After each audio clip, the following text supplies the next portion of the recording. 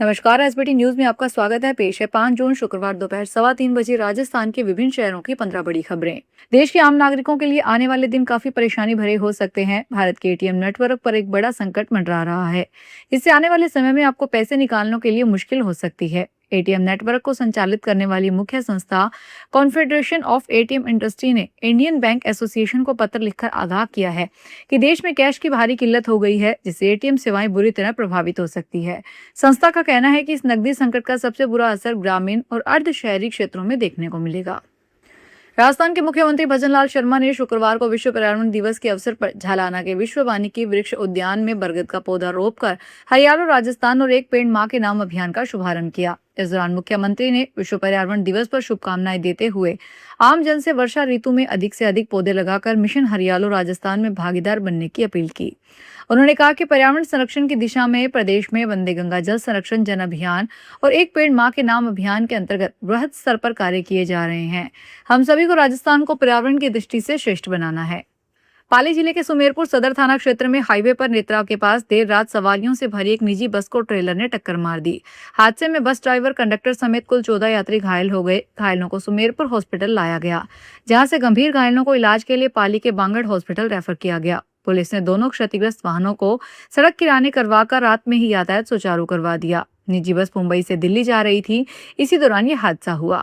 Sumerpur CO Jitendra Singh ने बताया कि रात करीब 1:30 बजे सूचना मिली कि नेशनल हाईवे पर नेत्रा पुलिया के पास यात्री बस और ट्रोले की टक्कर हो गई है। सेक्टर 74 स्थित आईवी काउंटी सोसाइटी में आज शुक्रवार सुबह करीब 8 बजे शॉर्ट सर्किट से आग लग गई। आग 28 मंजिल इमारत के 12वें फ्लोर पर स्थित एक फ्लैट में लगी। देखते ही देखते आग ने विकराल रूप ले लिया और फ्लैट की खिड़कियों से ऊंची लपटें निकलने लगी। आसमान में काले धुएं का गुबार फैल गया, जिससे पूरी सोसाइटी में दहशत का माहौल बन गया। घटना के बाद सोसाइटी में अफरा तफरी मच गई। लोग सीढ़ियों के जरिए इमारत से बाहर निकलने लगे। मुख्यमंत्री ने अधिकारियों को तत्काल मौके पर पहुंचाकर राहत व बचाव कार्यों की निगरानी करने के निर्देश दिए। राजस्थान के सहकारिता राज्य मंत्री गौतम कुमार दत्त ने बताया कि सरकारी परिवहन पहल को गति देते हुए भारत टैक्सी का जयपुर में ट्रायल शुरू कर दिया गया है। उन्होंने कहा कि जयपुर के नागरिक अब भारत टैक्सी की बाइक टैक्सी, ऑटो रिक्शा और कैब सेवाओं का लाभ आसानी से उठा सकेंगे। दत्त ने कहा कि भारत टैक्सी का यह विस्तार स्मार्ट, समावेशी एवं टिकाऊ शहरी परिवहन व्यवस्था विकसित करने के लिए दिशा में एक महत्वपूर्ण कदम है। जयपुर के हजारों चालक पहले इस प्लेटफॉर्म से जुड़ चुके हैं, जो सहकारी मॉडल के प्रति बढ़ते विश्वास को दर्शाता है। हिमाचल प्रदेश के मशहूर पर्यटन स्थल साच पास जाने वाले टूरिस्टों के लिए प्रशासन ने समय सीमा निर्धारित कर दी है। अब दोपहर 12 बजे के बाद बैरागढ़ चेक पोस्ट से किसी भी टूरिस्ट व्हीकल को साच पास की ओर जाने की अनुमति नहीं दी जाएगी। यह फैसला पर्यटकों की सुरक्षा को ध्यान में रखते हुए लिया गया। प्रशासन का यह कदम बीते सप्ताह हुए दर्दनाक सड़क हादसे के बाद लिया गया। सच पास जाते वक्त बेंगलुरु से आई टूरिस्ट की कार कालाबन के समीप दुर्घटनाग्रस्त हो गई थी। अजमेर के अलवरगेट थाना क्षेत्र में स्थित घोला भाटा इलाके में प्राचीन भैरव और पंचमुखी बालाजी मंदिर में चोरी की वारदात सामने आई है। देर रात 2 बदमाश मंदिर का ताला तोड़कर अंदर घुस गए और दान पात्र में रखी करीब 25,000 रुपए की नकदी चुराकर फरार हो गए। सूचना मिलने पर अलवरगेट थाना पुलिस मौके पर पहुंची और जांच शुरू कर दी है। दान पात्र की जांच करने पर उसमें रखी नकदी गायब मिली। घटना की जानकारी मिलते ही आसपास के लोग और श्रद्धालु मंदिर पहुंच गए।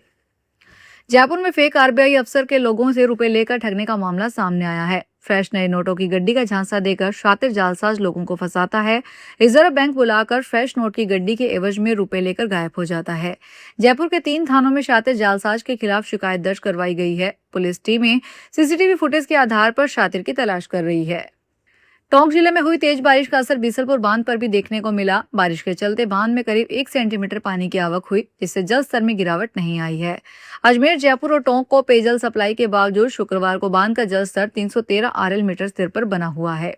बीसलपुर बांध से रोजाना अजमेर, जयपुर और टोंक जिले के 1 करोड़ से ज्यादा आबादी के लिए औसतन 950 MLD पानी छोड़ा जा रहा है। इसके बावजूद बीते कुछ दिनों से हो रही बारिश के कारण बांध का जल स्तर तेजी से नहीं घट रहा है। भारत को लेकर रूस और अमेरिका के बीच बयानबाजी तेज हो गई है। एक तरफ रूस के राष्ट्रपति व्लादिमीर पुतिन ने भारत की स्वतंत्र विदेश नीति और प्रधानमंत्री नरेंद्र मोदी के नेतृत्व को खुलकर तारीफ की है। वहीं दूसरी तरफ अमेरिका के राष्ट्रपति डोनाल्ड ट्रंप ने भारत पर ज्यादा टैरिफ लगाने और अमेरिका का फायदा उठाने का आरोप लगाया है।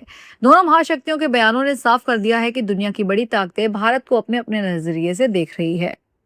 उदयपुर के ग्रीन जोन सज्जनगढ़ का इलाके के अंदर अब प्लास्टिक की बोतल नहीं चलेगी। आप लेकर चले गए तो आपको जुर्माना देना होगा।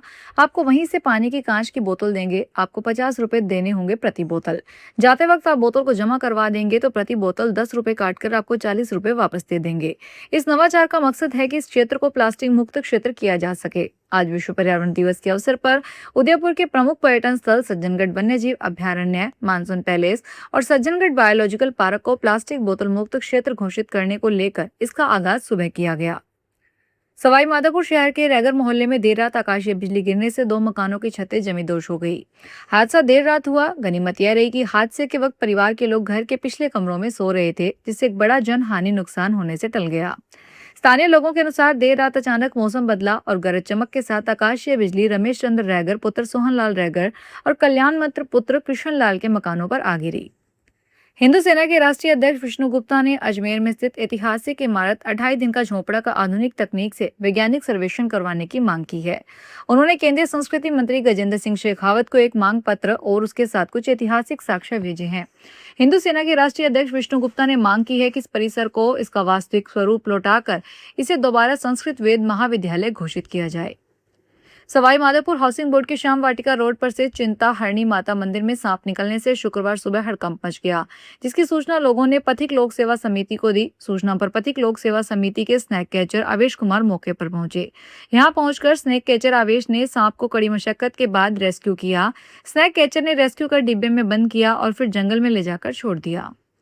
विश्व पर्यावरण दिवस के अवसर पर राज्य सरकार द्वारा संचालित वंदे गंगा जल संरक्षण जन अभियान के तहत सवाई माधोपुर में आज शुक्रवार सुबह साइकिल रैली निकाली गई। यहाँ वन विभाग और राजस्थान राज्य प्रदूषण नियंत्रण मंडल के संयुक्त तत्वाधान में साइकिल रैली, पौधारोपण और पर्यावरण संरक्षण संबंधी विभिन्न जागरूकता गतिविधियों का आयोजन किया गया। कार्यक्रम की शुरुआत जिला कलेक्टर परिसर से साइकिल रैली के शुभारंभ के साथ हुई। रैली को सामाजिक वानिकी डीएफओ सुनील कुमार व एडीएम संजय शर्मा ने हरी झंडी दिखाकर रवाना किया।